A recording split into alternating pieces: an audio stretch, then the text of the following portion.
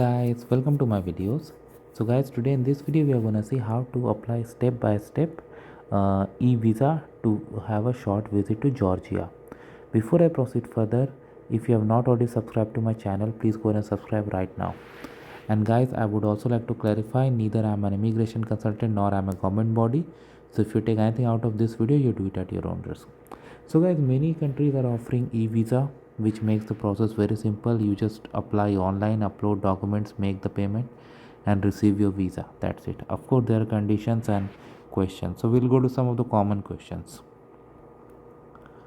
Processing time, so they have said like not less than 5 working days. Who is eligible? So that happens when you select the country. Okay. Application process, we know.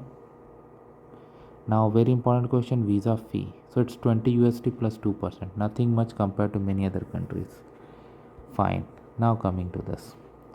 Click on apply now. So I'm gonna select a country that is eligible for e-visa. Okay, but you can always come here and you can select. Based on that you can go to the next stage. So I'm selecting Maldives. I have nothing to do with Maldives, but I know Maldives is eligible for this visa. That is why. Otherwise this wizard is gonna guide you like how you do. So basically if it shows that it's not your country is not eligible, then you can just go to the respective embassy. I mean, it will show you at the end that what you are gonna do. So using that you can apply. Purpose of visit, I select tourism and I select like you have valid travel insurance, and I'm gonna put this cap. So in the next section it is asking me to upload photo, passport and permission scanned in a single PDF. So if I click on continue,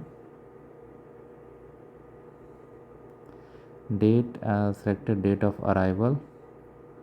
So I select, let's say I'm going to select, and it is also telling me that in case of approval, e-visa will be valid for 120 days with the right to stay in Georgia up to 30 days during the validity period. Number of entries multiple. So this is clear, and it is also asked to pay. So if I go to the next section, let's see what happens.